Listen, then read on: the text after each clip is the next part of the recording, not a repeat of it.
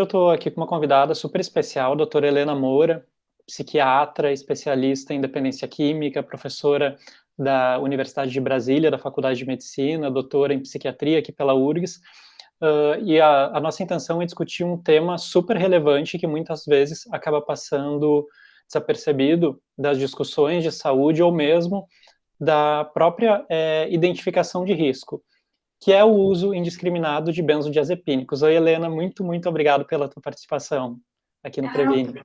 Tudo bom? Obrigada pelo convite. Helena, já vou chegar colocando fogo no parquinho, como dizem no Big Brother. Os benzodiazepínicos, eles são um problema de saúde pública bem importante, que passam muitas vezes longe da percepção de risco, como eu falei anteriormente, né? Se fui dar uma olhadinha nos dados do LENAD de 2012, ainda hoje, e se a gente fosse olhar comparativamente, o uso na vida de benzodiazepínicos aqui no Brasil é de 9,6%, né, por adultos, o que é muito maior do que a cocaína, por exemplo, que é de 3,8%. Então, a primeira pergunta é o que são os benzodiazepínicos e quais as indicações clínicas deles? Os benzodiazepínicos são conhecidos também como calmante, também como medicações para dormir, eles podem ter essas duas funções. Mas é sempre importante lembrar, principalmente para a questão da insônia, que existem já outras medicações, talvez mais seguras que essa classe de medicamentos, que também podem ajudar muito no sono, sem contar, claro, né, uma série de medidas comportamentais, de higiene do sono também, que muitas das vezes já acabam dispensando a medicação. Então, a primeira orientação já é ter muito cuidado com automedicação para o sono, porque muita gente começa assim, pega o remédio da avó, do vizinho, de algum parente, e começa a tomar sem orientação. Então, essa é uma das indicações, né, insônia.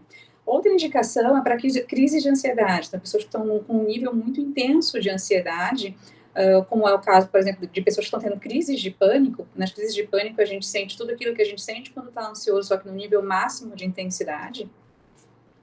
Para essas pessoas, no início do tratamento, a gente indica também o uso de benzodiazepínicos, porque as medicações que vão de fato tratar o pânico, eles demoram muito para fazer efeito, eles demoram perto de um mês para fazer efeito, e às vezes no início dá até a sensação de estar um pouco pior. Então, nesse meio tempo, a gente vai segurando ali os sintomas com o benzodiazepínico, mas eu sempre explico que vai ser uma medicação de alívio imediato, mas que não é ele que de fato está tratando a ansiedade. O que está tratando é o outro medicamento.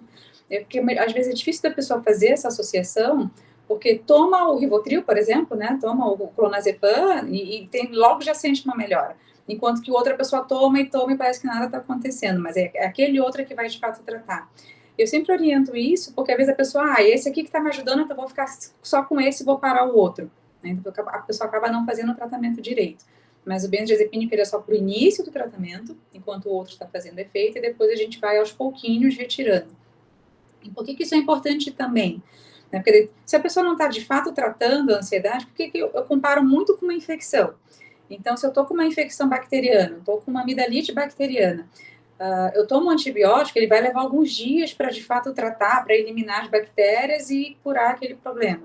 Mas, enquanto isso, eu estou tendo febre, eu estou tendo dor, não é um antibiótico que vai aliviar isso, é um analgésico, né? A dipirona, mas que vai ajudar a aliviar a febre, vai ajudar o incômodo. Então, é como se eu estivesse querendo tratar crise de pânico, ao invés de eu estar tentando tomar o antibiótico, eu estou tomando só o remédio para febre. Então, baixou aquele remédio, a bactéria continua circulando, volta tudo de novo.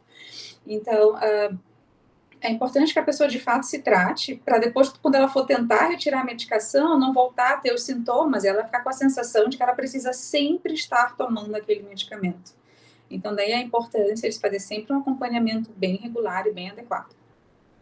Muito esclarecedora a tua colocação, sobretudo se a gente olhar para o paciente de forma longitudinal, porque muitas vezes o que o paciente busca, né, e muitas vezes com médicos que não têm conhecimento em dependência química, né, generalistas, e que vão, obviamente, resolver o problema agudo, mas que podem gerar um problema a longo prazo se não for utilizado de uma forma de uma forma consciente, né?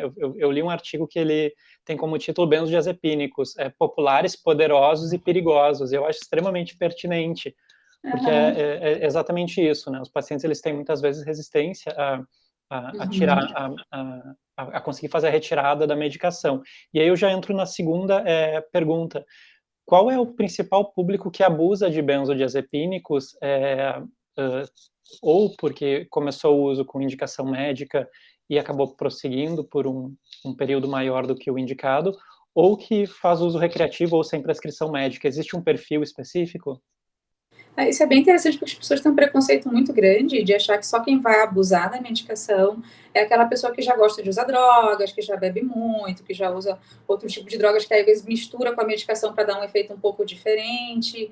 E na verdade, o que a gente vê é que o perfil maior está entre mulheres mais ou menos de meia idade, que abusam da medicação, que muitas vezes começaram usando para ansiedade, para depressão. A depressão, apesar de não ser um antidepressivo, mas como muitas vezes a depressão tem ansiedade também, então se usa muito em casos de depressão, também insônia, é muito comum na depressão.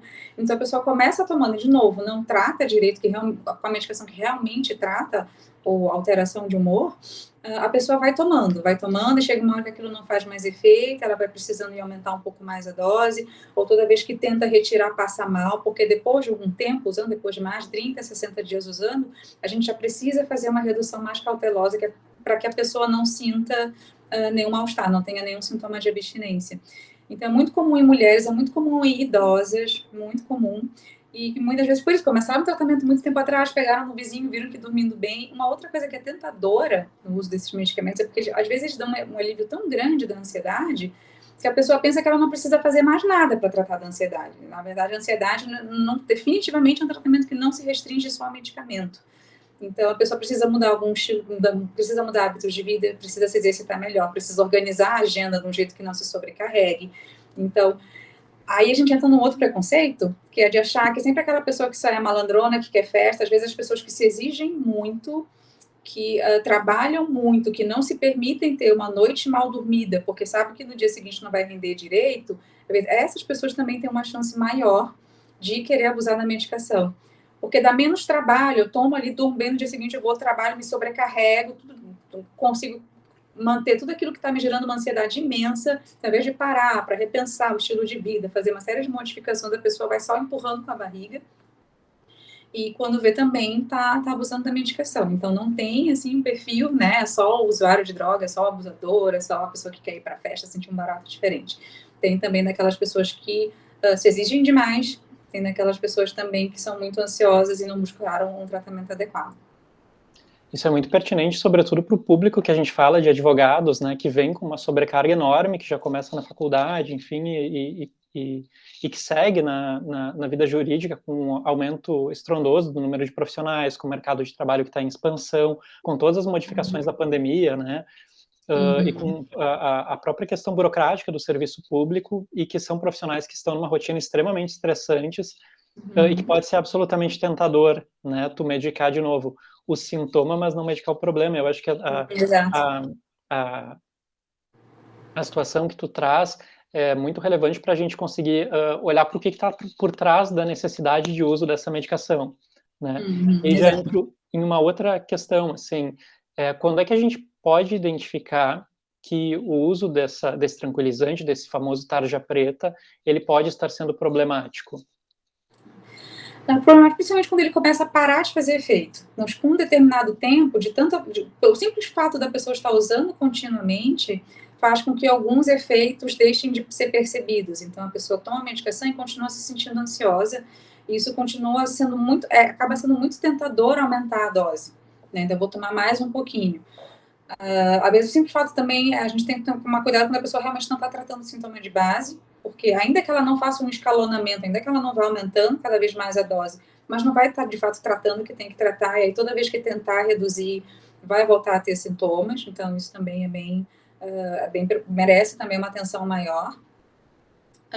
E quando a pessoa já começa a ter algumas consequências do próprio uso contínuo. Então, com o tempo, é capaz da pessoa. É um depressor do sistema nervoso central. Então, com o tempo, é capaz da pessoa ir ficando mais identificada, com raciocínio mais identificado. Ou também, no caso de idosos, assim, pode ter mais quedas, pode ter mais acidentes de carro em razão da redução dos reflexos. Então, também são outras situações que, quando a pessoa também abusa, mistura com outras substâncias, então a associação com o álcool é muito perigosa, porque é um outro depressor do sistema nervoso central.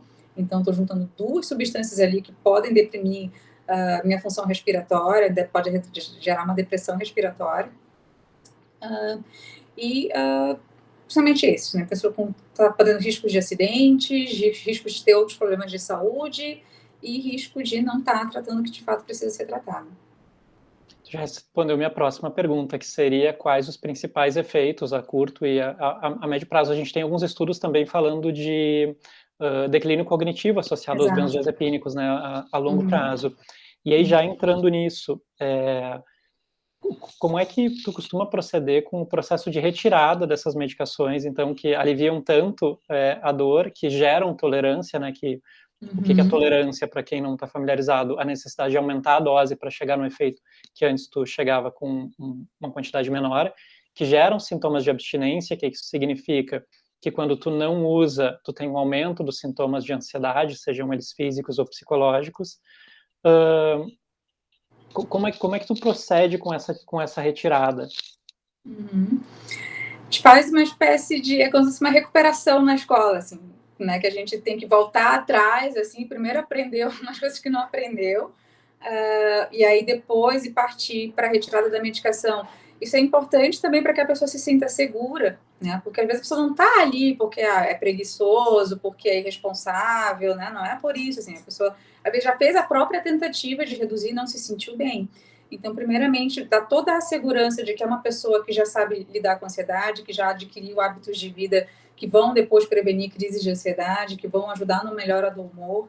Então, talvez primeiro a gente arruma o terreno e a partir daí ver se de fato ela, se não tem outra medicação que ela deveria estar tomando também para de fato estar tratando, foi o exemplo do antibiótico que eu dei, e a partir daí a gente vai reduzindo, e aí a gente vai respeitando o ritmo da pessoa. Existem vários protocolos, mas o ritmo a gente vai muito respeitando a pessoa, porque muitas vezes o mal-estar ele vem do medo de passar mal, né, que é muito comum, natural, né? A gente tentou uma vez, se sentiu mal, é normal que a gente fique ansioso com a possibilidade de passar mal de novo. Então, a gente precisa ir respeitando o tempo da pessoa, a segurança, dando mais segurança de que vai ser possível ficar sem a medicação, e aí retirando. Muito boa colocação. Acho que traz vários insights aqui para a gente, né? O primeiro, está passando quem está nos assistindo, né? Está passando por uma situação de ansiedade, né? Uma outra questão que nem havia me ocorrido, mas eu lembrei agora, é o perigo dos benzodiazepínicos em situações de trauma ou de luto, né? Exato, é muito comum um vizinho, um amigo dar um benzodiazepínico para a vovozinha que está muito nervosa no velório, e tem alguns estudos associando isso a uma piora e a uma intensificação do trauma também, né? Exatamente, a pessoa acabou de sofrer um sequestro relâmpago, né? Chega em casa super ansioso, super agitado, e aí se toma a medicação, existe uma chance disso acabar mexendo na forma de consolidação da memória, e aquele evento ele acaba que fica muito mais marcado, a pessoa acaba tendo muito mais flashbacks, muito mais lembranças daquele evento, que é uma das características do estresse pós-traumático, do que se ela não tivesse tomado a medicação. Então, é interessante pensar em outras formas, às vezes deixar a pessoa extravasar toda a ansiedade, deixar falar tudo o que tem para falar, tentar, claro, o mais breve possível, buscar uma ajuda especializada para que aí sim se faça a abordagem mais adequada. E buscar ajuda, né? Acho que a grande mensagem é essa, para quem está passando por um sofrimento mental, busca ajuda especializada, né? Muitas vezes uma solução pode gerar, como o caso dos benzodiazepínicos mal utilizados, eles podem gerar um problema muito maior do que o problema em si e fazerem a pessoa entrar num ciclo de retroalimentação em que ela usa e aí sim a o produtividade medicamento, cai. e aí sim E a aí sim o produtividade trabalho vai cai. ficar ruim. Helena, quero agradecer muito a tua participação aqui, sobretudo, né, no Setembro Amarelo, em que todas essas mobilizações têm acontecido aqui no Brasil, né, e servindo também como um alerta, né, se a pessoa está tendo necessidade de utilizar benzodiazepínicos indiscriminadamente, ou se ela precisou recorrer a isso em algum momento, é sinal de que algum sofrimento mental ou algum transtorno mental pode estar em curso, e ressaltando a importância de procurar ajuda especializada, né? Sobretudo se for em caso de psicotrópicos, de um psiquiatra, de um neurologista, enfim, de um profissional da área médica, obviamente, mas que seja mais familiarizado com todos os colaterais, com elementos associados à dependência, às interações medicamentosas, né? E tudo mais. Então, muito obrigado pela tua participação. Tu queres fazer alguma última fala, deixar um recado para quem está nos assistindo?